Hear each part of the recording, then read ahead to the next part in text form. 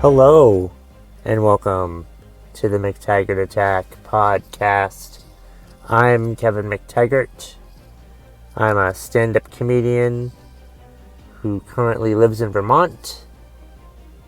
And this podcast is my way of giving my thoughts about things and ranting about things and whatnot.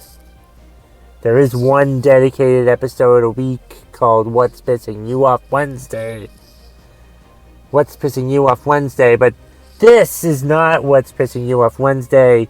This is just me giving my thoughts on something. This episode. Like, for instance, today's episode.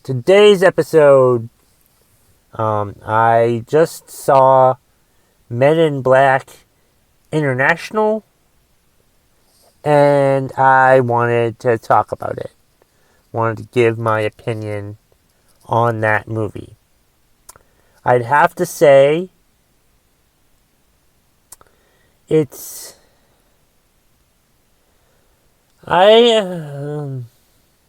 have to say it's probably the worst of the 4 Men in Black movies. Yeah. It's probably the worst of the 4 Men in Black movies. It just sort of... I guess it was sort of like a reboot, sort of. I think they did allude to Will Smith and Tommy Lee Jones's characters a little bit. But it just sort of, I don't know, it told an interesting story, I guess. But I just felt like the characters, I don't know. I didn't like it. I didn't like it as much as the other Men in Black movies. Probably because Will Smith and Tommy Lee Jones weren't in it. It was a good movie, but it was the worst Men in Black movie. That's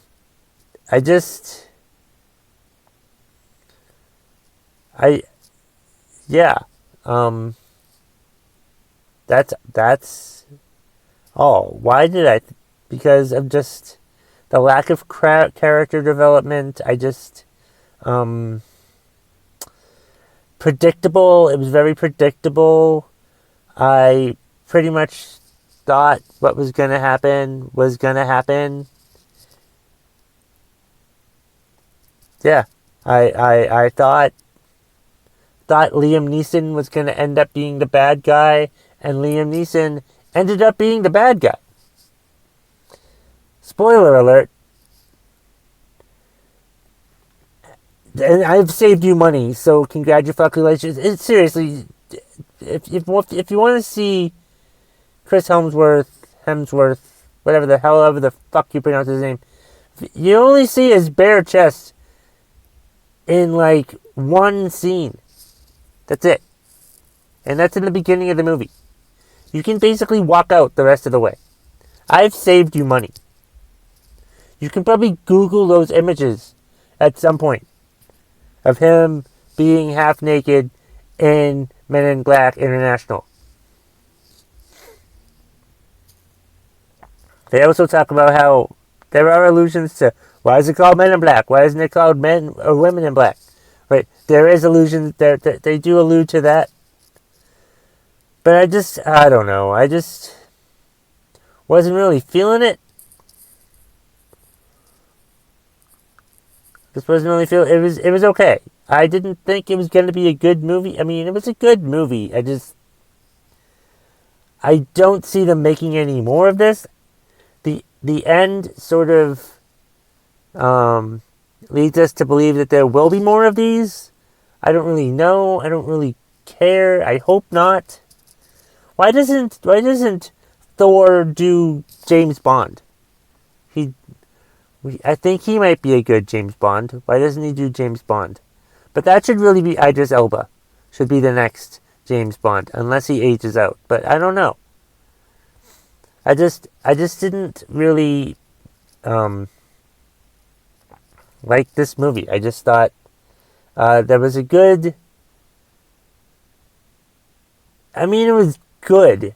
It was a good movie, but like I said, it's my least favorite of the 4 Men in Black movies. Wasn't as funny as the other Men in Black movies. It wasn't. I didn't really feel all that. I didn't really feel that captivated by anything that was happening. I didn't really feel like, you know, It didn't really make me that interested throughout the movie, because I thought I kind of figured it out, but and it just seemed pretty fucking obvious to me, and it just, like I said, I just felt like it was just a bunch of bullshit. I mean, you can go see it for, like, the look of Men in Black, but it was really just, who fucking cares? I don't care. I don't care about any of those. About any of that stuff. I thought the movie was, like I said, I thought it was good, but it was probably the worst Men in Black movie, because it just lacked heart. It was a imitation of all the other Men in Black movies. I felt like I didn't really like it, and I hope they don't make any more. Or I don't know. I just doesn't really make sense. I thought, what's her name? Tessa Thompson? Is that her name? She did a good job. I mean, the actors did a good job. I'm a huge Liam Neeson fan. But I couldn't help but think, oh, he's probably going to end up being the bad guy. And, like, it seemed pretty fucking obvious if you looked at it. I mean, yeah, it just didn't really make... I was just not very happy with it. I didn't even stick around. I don't know if there were any scenes after the credits. I don't really know. I don't really care. I think the movie banked a lot on Chris Hemsworth and Tessa Thompson's, that's her name, right? Their chemistry from Thor Ragnarok. But, like, I felt like this sort of did that. They were a good team, but I just didn't really like how it was just sort of rushed and put together, I felt like they did 2 different movies and pushed them into one, and it showed. I wasn't that entertained. I just thought it was boring. I looked at my watch a couple times, wondering when the hell it was going to be over. And it was a long 2 hours. Like, holy shit. Holy shit, it was a long 2 hours. I didn't think it was going to end. But it did. And I just didn't like it. The little Pawnee guy... what the hell was the point of that? I guess that was just comic relief to put it in there, it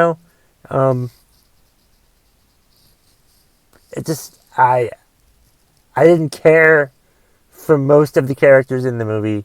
I did like that one guy, Agent C,